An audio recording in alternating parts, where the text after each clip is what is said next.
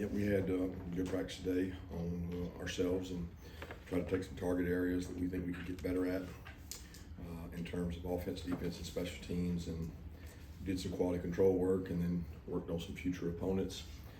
And then we'll take a day tomorrow and do a lot of the same, ramp it up a little bit tomorrow, and then get to work on Florida on Thursday.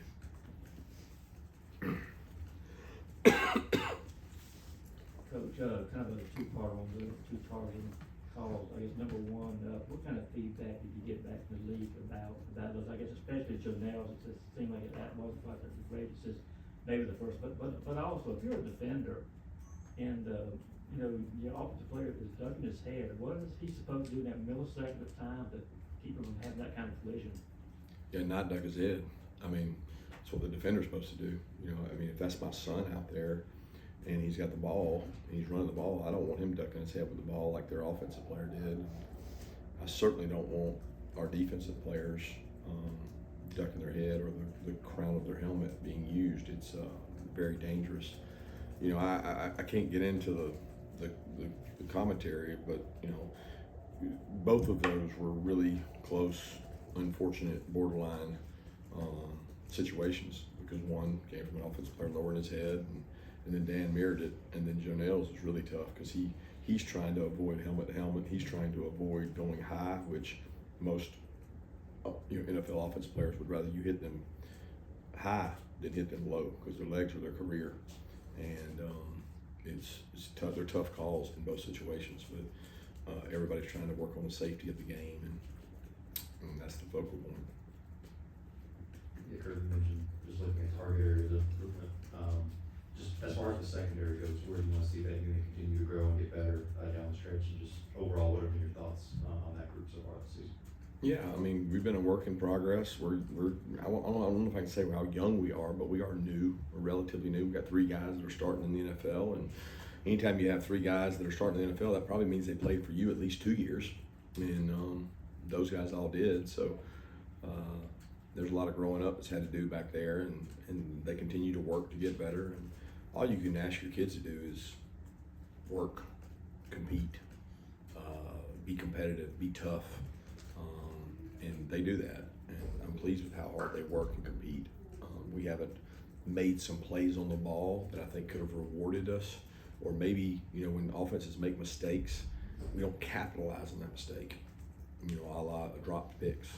And that was my reference last week.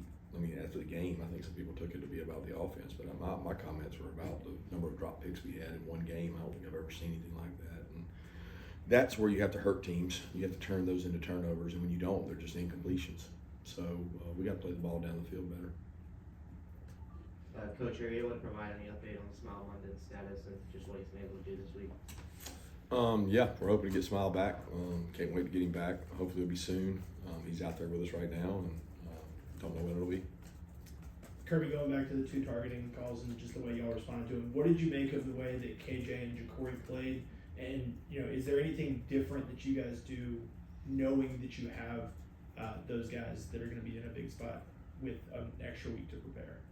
Well, KJ's played all year. He's rotated and played a significant amount of football. So, we look at KJ as a starter, and, he'll be prepared to play. And Jacory started and played against Clemson the whole game. So, we've got other guys that are capable of other packages and things we can play, and we'll have to rely on that to prepare. But again, we're not really worried about that right now. We're worried about how do we block better, tackle better, cover better, so many things we can get better at, including those guys, including the guys that may or may not be out. They've got to get better. I guess just wrapping up the targeting and everything, that I wasn't aware until after this week that there is an appeals process on that. Just wondering if you guys are exploring that at all for both or either. I understand it has to go through the NCAA, which was interesting. I didn't realize that. And then on the kickoff on the second half, I'm sorry I wasn't able to get down there at the game to listen to your post game. And it looked awful like he was trying to do what he did. I don't know whether he did or not, but I did see how Oregon did the very same thing the previous week at Ohio State. So can you just specify whether you were trying to do that or not, and kind of what the discussion was about what happened? We were not trying to do what we did. We know about the Oregon play. That's usually a tactic you use after a 15-yard penalty, in which the ball would be kicked off from the 50, therefore recovered on the 35, maybe 37. But that's not what we're trying to do at all. And it was a failed attempt of something that we worked on, but it was not what we were trying to do. So it's not worth elaborating on because we may play them again. So I don't really want to explain it. Coach, what have you seen, whether it be a position group or specific players, seen make some significant growth here since your last bye week? I think everyone's grown. I mean, the experiences we've had since the last bye week have been on the road at Alabama, home games against two tough SEC opponents, on the road at Texas. I mean, it's been a journey, and the next journey I think is 5-game stretch if I'm not mistaken, and it'll be a hell of a journey too, because every week is a season right now, and I'm proud of the guys working. I can't single anybody out. I think a lot of guys have shown improvement. Our outside linebacker group, we've gotten production out of Damon, Gabe, and Jalen when he plays that spot. Chaz had some big plays in the game. I thought those guys have really stuck out, but it's hard to single out one group. Coach, I'm guessing drives and plays or whatever all run together as long as you've been around the game. But that drive against Texas, after they had cut the lead to 7 points, just number one, how impressive that was, and just what it really took for those guys to focus and get that done like they did. Yeah, that was special. I told them after the game, the one thing that this offense has shown, and outside of at times being inconsistent, it's shown unbelievable resilience. And you think about the games we've been in that we had to respond to a score. It seems like every time in the second half somebody scores, they respond. I feel like that happened in Auburn. I feel like that happened in Mississippi State. I know it happened at Alabama because it was the entire second half. So they show great resilience, and that is a quality, although there are higher ranking qualities possibly, that is a very high ranking quality that not all teams have. And I don't like the back against the wall mentality that you come out fighting, because I don't like to play with my back against the wall. I want to start aggressively and attack, but there's times where you lose momentum and you have to respond to that, and they have been very good at that. Some clarity on the targeting appeals process, which I'm not familiar with. Do you guys know if those guys are available for Florida, or is that still remain to be seen? I'll be honest with you, I'd rather not talk about it. So I mean, it's one of those things that I don't really know the process, to be honest with you. So we'll see how it goes.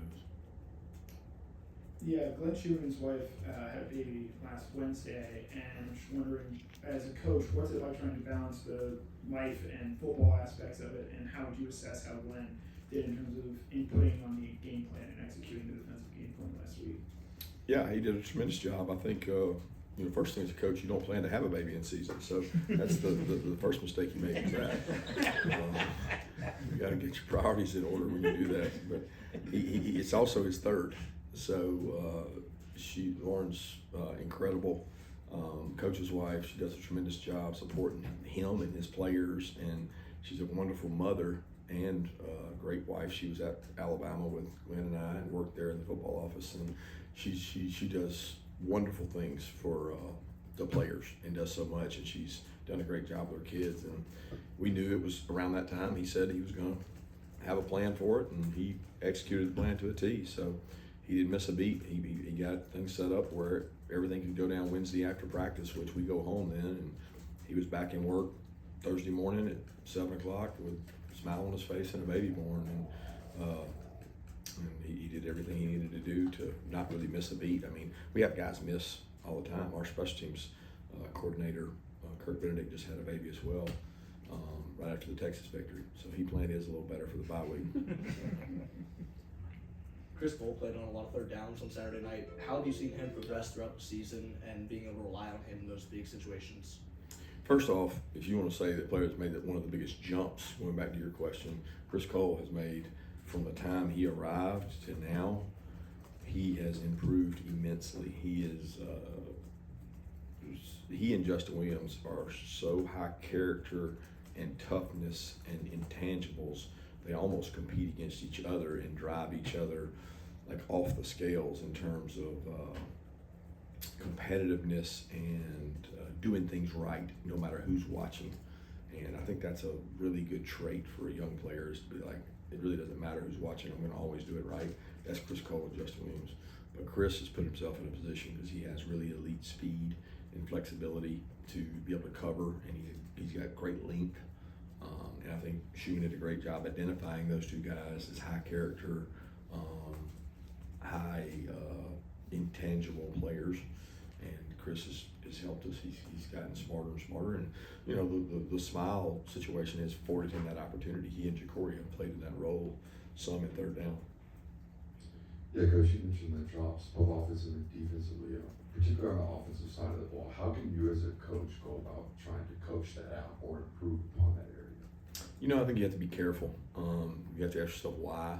You go through them, watch them, you try to analyze it, and you want to create confidence. You want to create an environment of learning and teaching, and you know, I mean, I thought Coley did a good job talking to him and explaining to him that I think we're second in the SEC in passes per game, so we must have hellified confidence in them if we're second in passing attempts per game in the league. So we do have tremendous confidence in them, the backs, and the tight ends, and we're going to continue to do that. I don't think you can be a good football team if you can't throw and catch the ball. And we have a guy that's a weapon. I mean, there's a lot of teams out there in the country that wish they had a quarterback that can put them in the right play and has the ability to fix the protection and has the ability to get the ball to the right guy efficiently. So I know a lot of receivers want to play with a guy like that. Coach, I think I saw a stat today on Brett Thornton. I know he averaged, I think, 4.64 seconds on his hang time this year. Maybe I think that's the number one, you know, mark in the FBS right now. Just how valuable it is to have a guy like that can put your special team in position to go in and make plays time after time again. Yeah, he flipped the field great the other night. It wasn't so much the distance and the hang, which both were elite, but the ball placement. When you put somebody on the sideline, you know, there's only one way to go on the sideline. And he did a tremendous job of directional kicking and placing their returner, who we thought was really good, in tough spots. And he was clutch, and I thought he did a great job. Kirby, what have you seen from Tate as he's tried to rehab this injury, and how close is he to being back? Yeah, I've seen a lot of hard work. I mean, he could be one of the toughest players I've ever been around. Like, you don't question his toughness. He had a very significant tightrope injury. I mean, to the point it was more significant than Brock's. And he is fighting his way back. I mean, you know, he wasn't ready to play, but he was an emergency guy that could have gone in the game if we needed him to. And you know, we're hopeful he keeps getting better. I mean, I know it's not going to be because he doesn't work hard. Coach, how important was it to have Trevor, you know, running efficiently and keeping the offense on schedule like that on Saturday, you know, on a day where the offense had 3 turnovers and, you know, had some shaky stretches? Well, Trevor didn't do that by himself.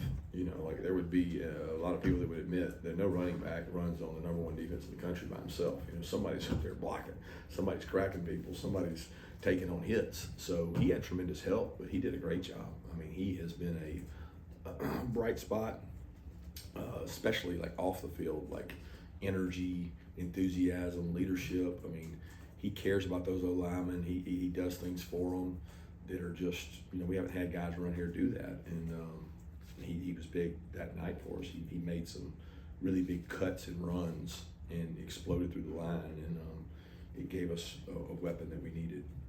Got time for one more question. Oscar had the big catch in that game on Saturday. Just what have you made of what he's done this season, his role in this offense? Yeah, Oscar's one of the best blocking tight ends in the country. He works really hard.